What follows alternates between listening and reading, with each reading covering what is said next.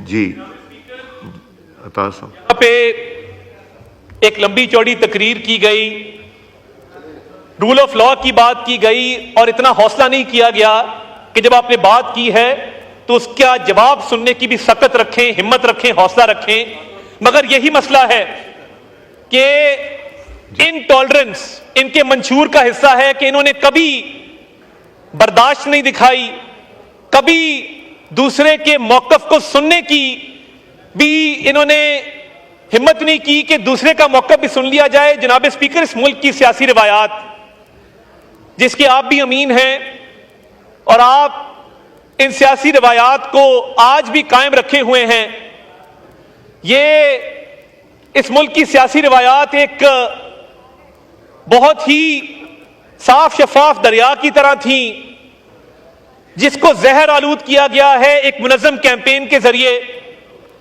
آج یہاں پر بات کی گئی ٹالرنس کی، سیاسی روایات کی، برداشت کی، رواداری کی۔ آپ کو ان کی تقریر میں کبھی بھی فلسطین میں اسرائیلی مظالم کا ذکر نہیں ملے گا، یہ کبھی اس پہ بات ہی نہیں کرتے ہیں۔ ایک ان کو آفر ایکسٹینڈ کی گئی کہ آپ اے پی سی میں شریک ہوں۔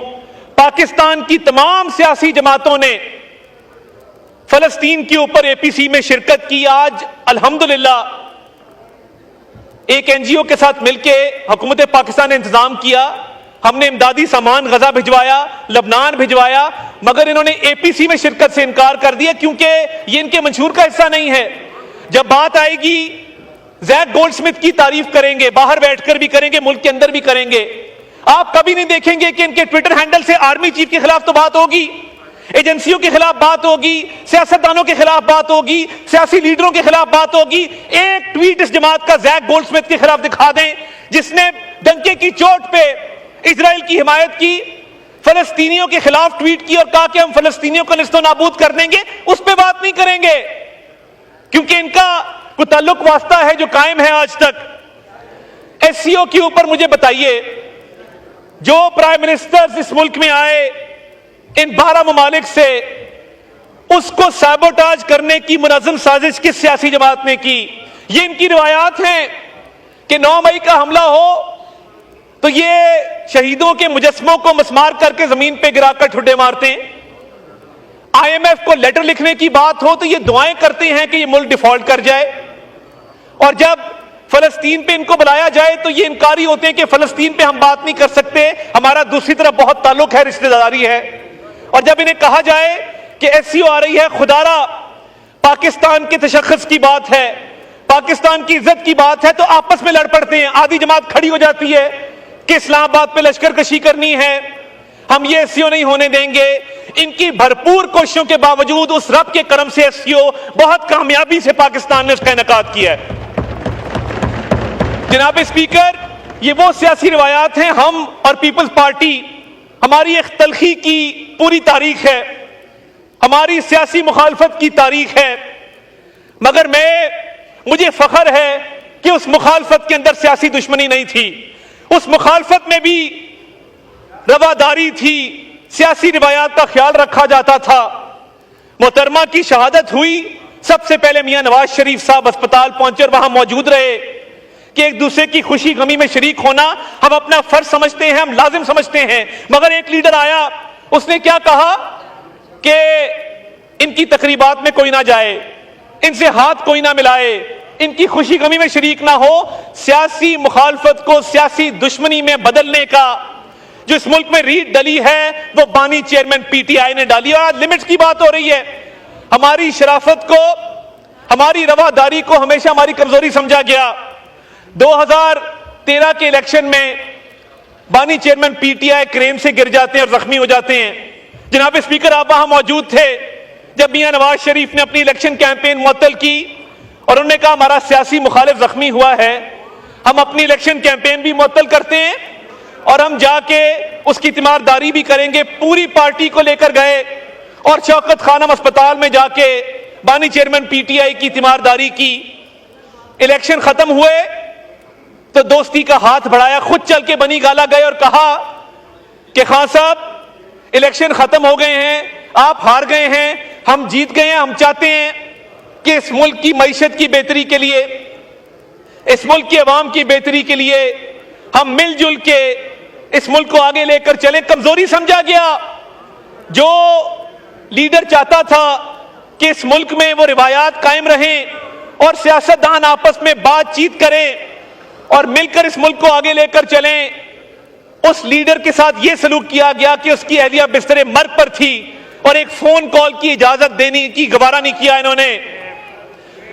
جناب اسپیکر, یہ آج خواتین کی بات کرتے ہیں اور کہتے ہیں کہ جی خواتین کے ساتھ بہت برا سلوک کیا جا رہا ہے. تو مجھے بتائیں کہ لوگوں کی بہنوں بیٹیوں کو عدالتوں میں گھسیٹنے کی روایت اس ملک میں کس نے ڈالی تھی؟ کیا فریال تالپور کسی کی بہن نہیں تھی جس کو آدھی رات کو, چاند رات کو ہسپتال سے جیل میں بھیجا گیا؟ کیا مریم نواز شریف کسی کی بیٹی نہیں تھی جس کو باپ کے سامنے جھوٹے کیس میں دوسری باری گرفتار کیا گیا؟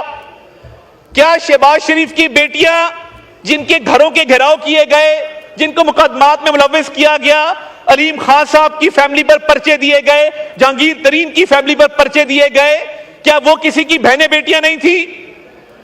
کیا جب رانا ثناء اللہ کے اوپر ہیروئن ڈالی جا رہی تھی کیا کوئی بتانے والا نہیں تھا کہ اس کا بھی خاندان ہے, اس کی بھی ایک بیوی ہے, اس کی بھی ایک بیٹی ہے؟ تب کہہ رہا تھا کہ میں مونچھوں سے پکڑ کے جیل میں ڈال دوں گا. جناب اسپیکر, میں اس بات کا چشمدید گواہ ہوں کہ میاں نواز شریف, میاں شہباز شریف کی والدہ انتقال کر گئیں اور احتساب عدالت کے جج کو آرڈر تھے ان لوگوں کے جو ملک سے بھاگ چکے ہوئے ہیں. وہ ایک مرزا ہوتا تھا, میں نے کہتے تھے یہ بھاگ جائیں گے, آپ لوگ رہ جائیں گے. یہ اس طرح کی سیاسی دشمنی مت ڈالیں. والدہ کی میت پڑی اور جج صاحب کہتے میں جرا کر کے رہوں گا کیونکہ اوپر سے آرڈر تھے.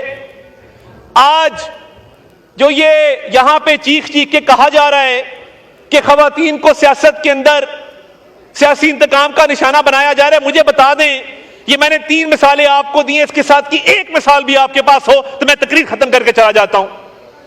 انہوں نے تمام حدیں پار کی, تمام لمٹس پار کی, اور کون سا رول آف لا اور کون سا کانسٹیٹیوشن اسی کرسی پہ بیٹھ کے اسمبلیوں کو تحلیل کیا, آئین کو بھی پامال کیا, قانون کو بھی پامال کیا, اور اس ملک میں یہ روایت ڈالی کہ لوگوں کی بہنوں بیٹیوں پر پرچے ہوں, ان کو عدالتوں میں لے کر جایا جائے.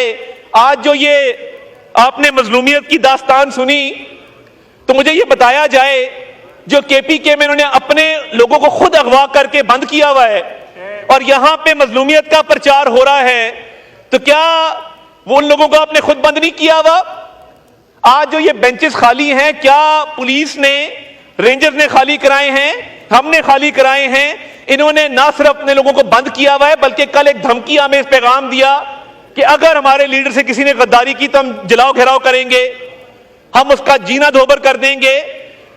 جناب اسپیکر, ٹائم آ گیا ہے کہ اسٹیٹ کی ریٹ قائم کی جائے. اور ہم ان کو سمجھاتے تھے, علی محمد خان صاحب بیٹھے پوچھیں, جب یہاں مراد سعید بولتے تھے یا یہاں پہ شہزاد اکبر بولتے تھے, ہم ان کو سمجھاتے تھے کہ خدا را ہم نے یہ بہت تلخی دیکھی ہے ماضی کی, ہم نے اور پیپلز پارٹی نے, MQM نے, اس بات کو ختم کیا جائے. مگر تب انات تھی, تکبر تھا, اقتدار کا نشہ تھا.